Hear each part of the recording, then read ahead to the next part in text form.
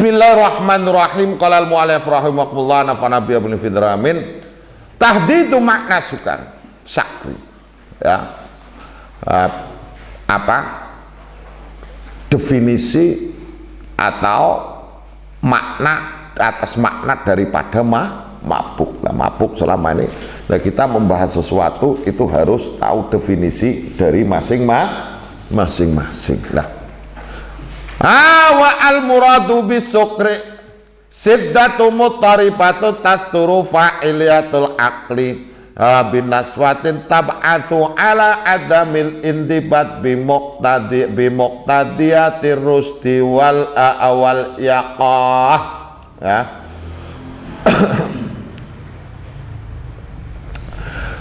Jadi definisi atau batasan-batasan orang itu dikatakan sebagai orang yang mabuk. Nah, berarti kemarin kan sudah dijelaskan kullu muskir haram, ya, suatu yang memabukkan. Mabuk itu seperti apa? Ya, karena hampir ada perilaku yang sama, tapi nanti definisinya beda. Sampean minum minuman keras, mabuk, kelenger. Nah, sampean umpamane ngombe jelantah umpamane setengah ember. Mumet ora? Hah? Mendem ora? Mendem, ya klenger pada bol. Loh, berarti terus Anda simpulkan bahwa jelantah itu adalah salah satu termasuk minuman yang memabukkan. Loh, kok bisa nih? Lu ora percaya ngono sember. Nah, makanya kita harus definisi itu jelas lah. Selama ini kita itu menyederhanakan semua itu, ya. Jadi sana sini nanti anti riba, ternyata definisi riba nggak tahu, ya. Sehingga membuat istilah sendiri, diyakini sendiri, dan kemudian diciptakan hukum sendiri. Lah, kita harus punya tendensi ilmu. Lah, mabuk itu apa? Artinya mabuk, orang mabuk itu adalah lepas kendali akal. Artinya kadang bahagia pokes, ya, bahagia berlebihan.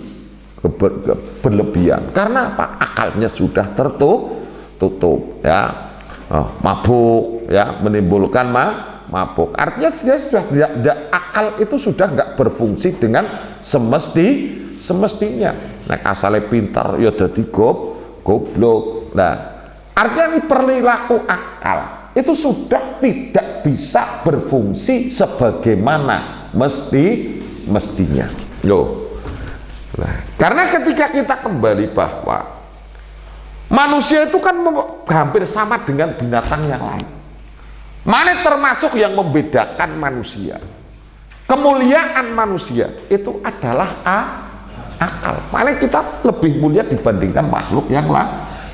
Nah, ketika kemudian fungsi akal ini dihilangkan, ini kan apa bedanya kita dengan perilaku yang lain, sehingga ini diharamkan. Artinya lumrah seneng, tapi ketika sudah pengaruh minuman yang memabukkan, senengnya kebablasan. Bisa jadi yang susah-susah ya kebablasan, yang sampai di situ akan berdampak pada menimbulkan kerusakan. Lah, wal murad al muskir masabata anna jinsahu yusabbibul iskar biqat inadhar an kamiyatil masrutah lidalik. Lah, definisi mabuk sudah jelas, ya, kebahagiaan yang berlebihan. Apa fungsi akal itu sudah tidak berfungsi sebagaimana mestinya, ya. Jadi perilaku yang berpotensi menimbulkan kerusakan. Nah, mana ini yang dikendaki dengan sukri. Lah terus wal murad bil muskir. Loh, yang dikendaki dengan minuman memabukkan itu apa? Minuman yang memabukkan itu adalah semua jenis-jenis yang memabukkan tanpa melihat berapapun jumlahnya, ya.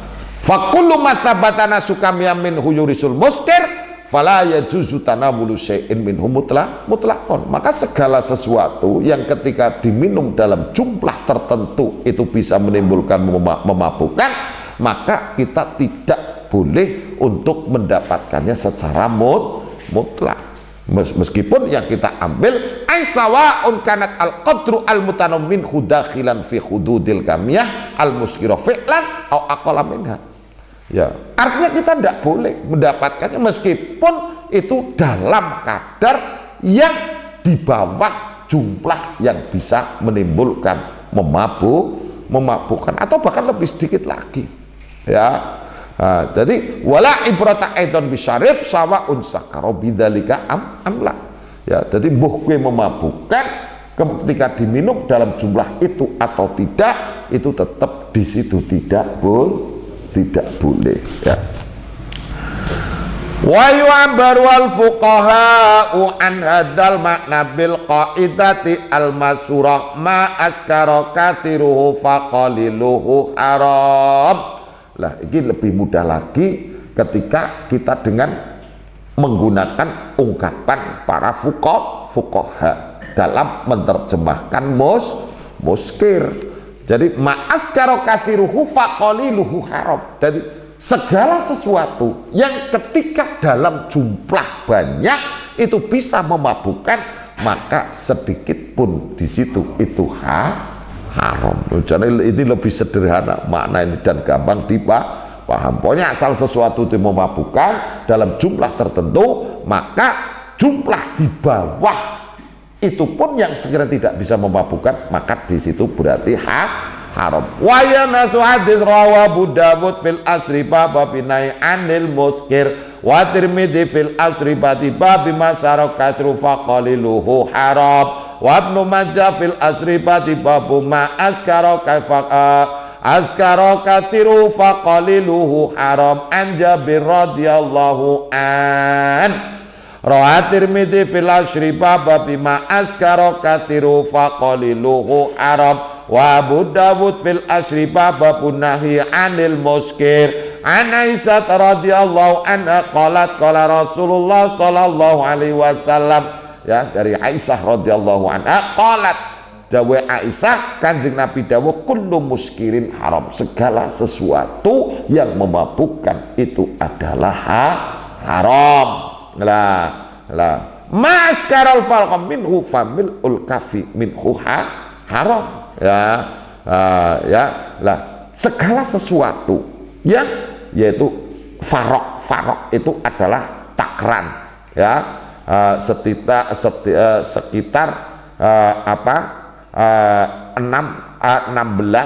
ritel, wadah ya, dalam jumlah tertentu di situ itu kok memabukkan, maka familul kafi minhu haram, berarti familul kafi ya, secawuk yang ngebek cawukan milul kafi itu berarti juga haram.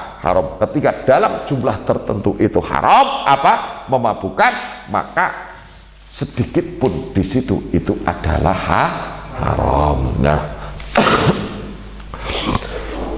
najasatul muskir najisnya sesuatu minuman yang memabukkan.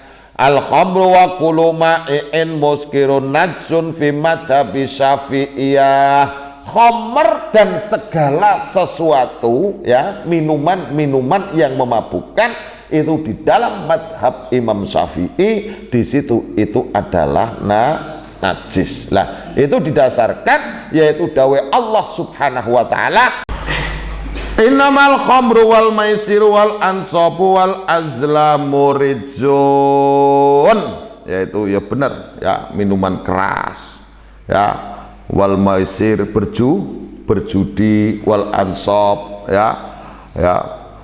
berarti berkorban untuk selain Allah ya, terus mengadu nasib, mengundi nasib atau mengadu nasib ya, itu adalah rijsun. Nah, al hikmatu min tahrimil muskirat ya, hikmah kenapa minuman yang memabukkan di situ itu adalah diharamkan ya. Di balik perintah-perintah Allah dan di balik larangan-larangan Allah, pasti di situ itu ada hikmah ya. Tapi untuk hikmah kita mestinya tidak harus tahu. Nah, jadi makanya sebaiknya enaknya bagi mamanya kita belum begitu menguasai banyak hal. Wis pokoknya derek dawuh mamanya ora sah alasan dakik-dakik. Ya, contoh mamanya. Kenapa babi dalam Islam kok dinajiskan? Nah, mesti sampean kok duwe gambaran karena babi itu mengandung cacing pita. Dan cacing pita itu akan membahayakan bagi kesehatan manusia. Nah, seolah-olah benar, tapi kemudian akan bisa menjadi potensi masalah. Ketika kemudian seiring berkembangnya zaman teknologi, kemudian bisa ditemukan alat yang bisa membunuh cacing pita yang ada pada daging babi. Terus sampean gerep ngomong apa? Dan di lab dan ternyata teruji, cacing pita sudah benar-benar mati dengan tingkat suhu panas yang sekian derajat. Lagi tetap haram orang. Wah, yuk bingung orang. Bingung. Lah penak yus jarak dawuh. Lah kenapa ini diharamkan? Yus, memang dalam agama saya tidak boleh. Ya alasan ya sudah tahu. Oke, sam'an wato'aton. Makanya dalam banyak hal hikmah kita tidak harus tahu. Nah, selama ini kadang kita dibalik. Hikmahnya apa? Ta'abudannya itu enggak dipikir, yang dipikir itu hikmah. Maca iki lho ping 30 engko terus primen. Bukan lah bagi kita simpel gampang saja. Wes derek kenapa ini tidak boleh? Loh, dalam agama saya itu tidak boleh. Ya kan selesai. Sudah. Artinya mau cacing pitanya ada, mau enggak kan tetap tidak boleh. Lah kadang kita itu terlalu kementus, ya. Ya, kita meraba-raba tapi terlalu gegabah. Lagi bisa berpotensi justru menimbulkan masalah. Demikian juga. Lah, kenapa di situ hikmah min tahrimil muskir? Makanya ini pasti selalu ada hikmah. Lah, hikmah ini pasti akan menjadikan kebaikan. Baik itu larangan ketika dijauhi dan perintah ketika dijalankan, tiada lain adalah kembali untuk kebaikan orang pelaku tersebut, ya. Orang Gusti Allah ora bati ora, ya. Lah, kenapa kemudian muskirat itu diharamkan? Lah, harus kita ketahui bahwa an'amallahu azza wa jalla 'alal insan bini'amin katsirah. Allah itu memberikan kenikmatan kepada manusia itu dengan begitu banyak kenikmatan. Di antaranya adalah nikmat akal. Loh. Dengan akal ini yang membedakan manusia dengan yang lain dan mengangkat derajat manusia menjadi lebih mulia dibandingkan dengan yang lain. Nah, makanya dan ini akan bisa dikatakan wong iku diomongna wong temenan iku kapan akale kuwi normal. Sedang ya wong-wongan. Ya, lagi makanya kita bisa kumpul, kita berinteraksi dengan yang lain, tatanan masyarakat bisa diwujudkan, ya.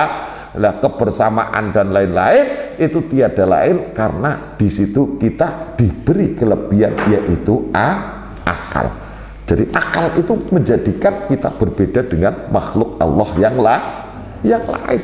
Lah, sementara muskir, lah, seperti yang kita tahu, min sya'niha antu adbihadi nikmah wa tufqidul insan al-kathir min fa'faidhi wa samratiha. Lah, sementara minuman keras itu justru akan menghilangkan nikmat-nikmat yang telah diberikan oleh Allah. Nah, kita bisa mulia karena diberi nikmat Allah akal. Lah, berarti ini yang membedakan manusia dengan yang lain. Nah, sementara muskirat, sesuatu yang memabukkan, ini justru akan menjadikan hilangnya fungsi akal yang semestinya. Nah, kita kan kembali menjadi rendah tanpa adanya akal, ya. Insan al-katsir min fawaidiyah wa samrati farotiha. Nah, ketika akal itu sudah tidak ada, maka yang terjadi yus mesti wong iku dadi goblok, tolol, kumprung, ya. Mane wong akal mikir orang genape mesti goblok lho. Pemaning akale ora berfungsi, bae goblok. Nah, secara otomatis ketika akal itu tidak berfungsi, maka yang berfungsi itu adalah yang berperan, yang mengendalikan itu adalah syahwat dan hawa nafsu, ya. Nah, syahwatnya tetap jalan, nafsunya tetap jalan. Loh, kayak kebo jendar niku kawin terus karena dunia akal orang. Nah, tapi syahwat dan hawa nafsu.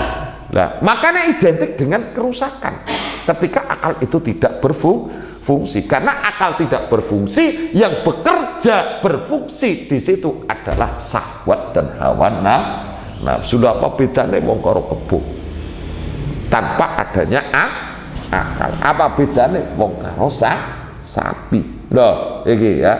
Sehingga apa yang terjadi? Ya, ketika di situ akal tidak ada, ya otomatis maka yang timbul itu adalah sifat dendam, sifat bermusuhan, yang kemudian akan berkembang sifat bermusuhan antara umat Islam itu sendiri, ya. Jadi hubungan persaudaraan, hubungan rasa kasih sayang mesti hancur gara-gara faktor muskirat, ya. Biunge pateni, ramane pateni dan lain-lain, pokoknya potensi kerusakan, ya. Nah, atas dasar itu maka jelas dan bahkan khamar itu akan semakin menjauhkan kita dari ingat Allah, menjauhkan kita dari rahmatnya Allah, dan menjauhkan kita dari hal-hal yang menjadikan pertolongan Allah, kebaikan Allah. Lah, atas dasar itu makanya di dalam Al-Qur'an itu di situ dijelaskan bahwa innama yuridu syaitan ayyuqi bainakumul adawata wal baghdha fil khamri wal maisir wa yasuddakum an dzikrillah wa anis salat fahal antum muntahun, ya. Bahwa sesungguhnya yang dikehendaki oleh setan itu apa? Yaitu apa? Sifat permusuhan, ya. Sifat saling membenci, yaitu dengan apa? Dan itu ada pada khamr, dan itu ada pada judi. Wis nang judi, anane sifat mbok apik rangkul-rangkulan, wis mesti yang dibangun di situ masing-masing itu adalah sifat permusuhan. Anane siji pengen jungkelaken sijine, ya ora? Lah itu sudah disebutkan di dalam Al-Qur'an, dan otomatis akan menjadikan orang itu jauh dari ingat Allah.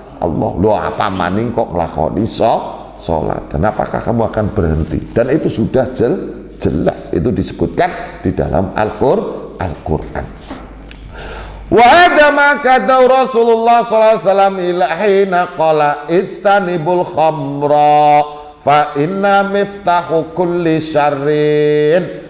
Akhrajal Hakim fil Mustadrak kitabul asri babun istanibul khamra.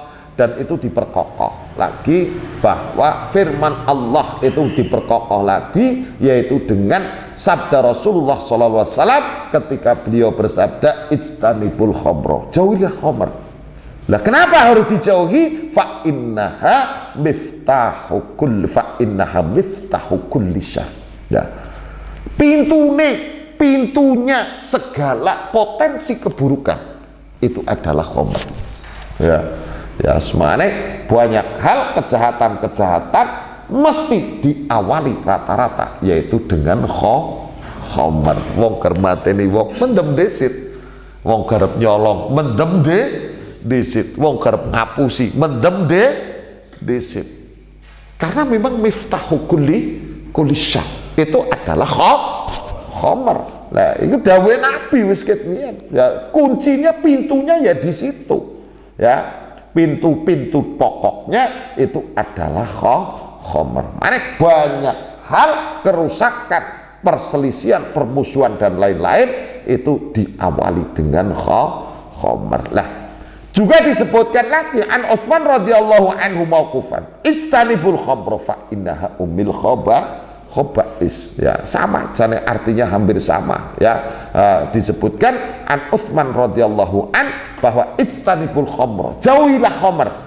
Kenapa harus dijauhi? Fa innaha ummil khaba'is. Ummil khaba'is itu biyunge perkara alanek makna asal, maksudnya itu menjadi asal semua keburukan atau sumber dari segala kerusakan. Ini umil khaba'is lah.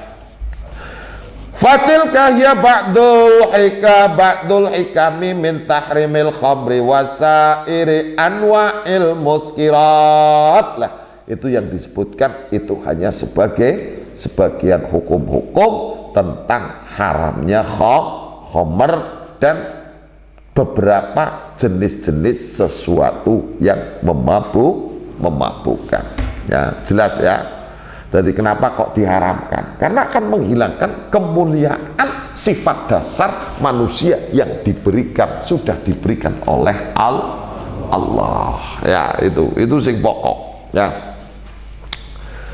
Terus ma yatarattabu ala syurbil muskiri, ya, apa yang timbul atas minum-minuman keras?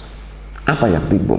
Ya, apa yang timbul atas minum-minuman keras? Lah, setelah kita jelas bahwa makna yang dimaksud dengan muskir, nah, dan kita sudah mengetahui hukum-hukum muskirat, ya, bermacam-macam. Dan demikian juga dalil dan juga hikmah. Nah, sekarang apa yang hukum-hukum yang terjadi yang timbul atas minuman keras? Yaitu ada dua, ya. Yang pertama qodoi, ya. Lah kalau qodoi itu akan hukuman yang dilakukan di dunia. Nah, itu hukuman akan menimbulkan dampak hukuman qodoi, yaitu yatahaqqaqu atharuhu fid dunya, dan itu akan diwujudkan dampaknya yaitu ketika masih di dunia.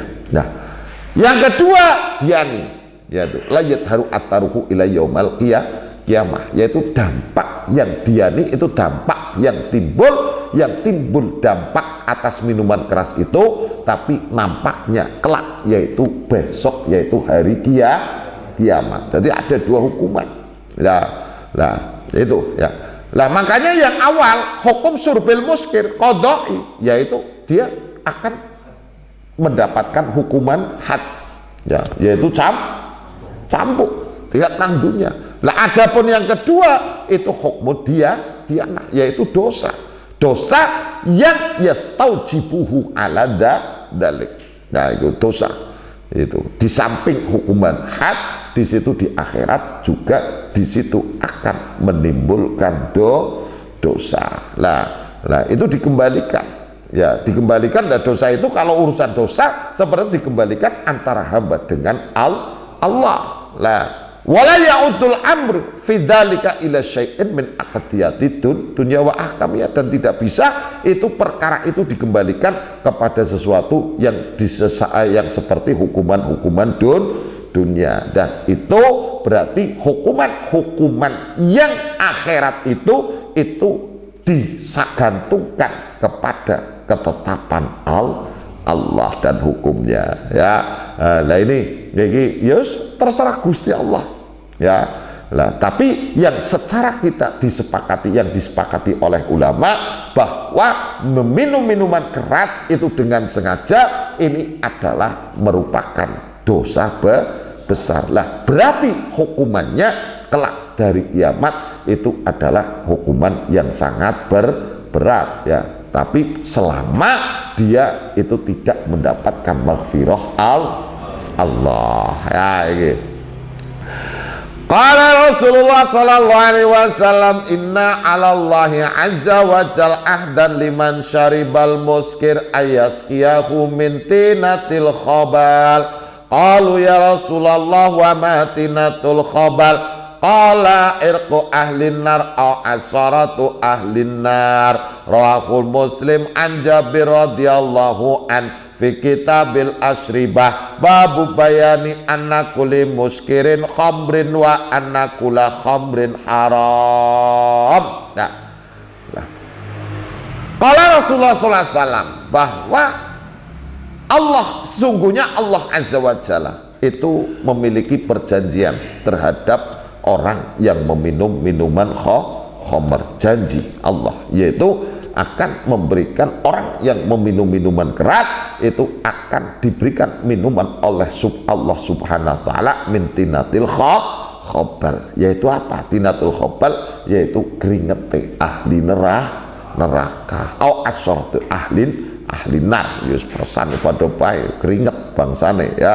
Lah Rawahu Muslim an Jabir radhiyallahu anhu fi kitabil asribah babu bayani akli muskir kham wa anna kulla muskirin khamrun wa anna kulla khamrin haram. Ya, Jabir. Haddu syurbil muskir wallahu a'lam bissawab.